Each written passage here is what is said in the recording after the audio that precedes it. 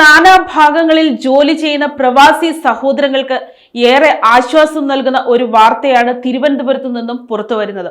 പ്രവാസികളുടെ പരാതികൾക്ക് വേഗത്തിൽ പരിഹാരം കാണുക എന്ന ലക്ഷ്യത്തോടെ സംസ്ഥാനത്ത് പ്രവാസി പോലീസ് സ്റ്റേഷനുകൾ യാഥാർത്ഥ്യമാകുന്നു. മുഖ്യമന്ത്രി പിണറായി വിജയൻ ഈ പദ്ധതിയുടെ ഉദ്ഘാടനം നിർവഹിച്ചു. പ്രവാസികളോ അവരുടെ നാട്ടിലുള്ള കുടുംബാംഗങ്ങളോ നൽകുന്ന പരാതികൾ കൈകാര്യം ചെയ്യാൻ പ്രത്യേകം പരിശീലനം ലഭിച്ച ഉദ്യോഗസ്ഥരെയാണ് ഇവിടെ നിയോഗിച്ചിരിക്കുന്നത്. പരാതി നൽകാനായി പ്രവാസികൾ നേരിട്ട് നാട്ടിലെത്തേണ്ട ആവശ്യമില്ല. ഇമെയിൽ വഴിയോ മറ്റ് ഡിജിറ്റൽ സംവിധാനങ്ങൾ വഴിയോ പരാതികൾ സമർപ്പിക്കാം. വീഡിയോ കോൺഫറൻസിംഗ് വഴി മൊഴി രേഖപ്പെടുത്താനുള്ള സൗകര്യവും സ്റ്റേഷനിലുണ്ടാകും.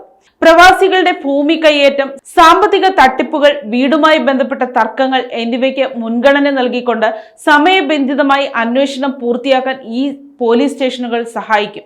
തിരുവനന്തപുരത്തുള്ള സ്റ്റേറ്റ് ക്രൈം റെക്കോർഡ്സ് ബ്യൂറോയുടെ കീഴിലായിരിക്കും ഇതിന്റെ ആസ്ഥാനം പ്രവർത്തിക്കുക. എല്ലാ ജില്ലകളിലും ഇതിന്റെ സേവനം ലഭ്യമാക്കാനാണ് സർക്കാർ ലക്ഷ്യമിടുന്നത്. തങ്ങളുടെ വിയർപ്പൊഴുക്കി നാടിന്റെ സാമ്പത്തിക ഭദ്രത ഉറപ്പാക്കുന്ന പ്രവാസികൾക്ക് നീതി തേടി അലയേണ്ടി വരില്ല എന്ന വലിയ ഉറപ്പാണ് ഈ പുതിയ സംവിധാനം നൽകുന്നത്. നിയമസഹായം തേടുന്നതിലെ കാലതാമസം ഒഴിവാക്കാൻ ഇത് വലിയൊരു സഹായകമാകുമെന്നതിൽ തർക്കമില്ല. News desk, Kottarakkara media.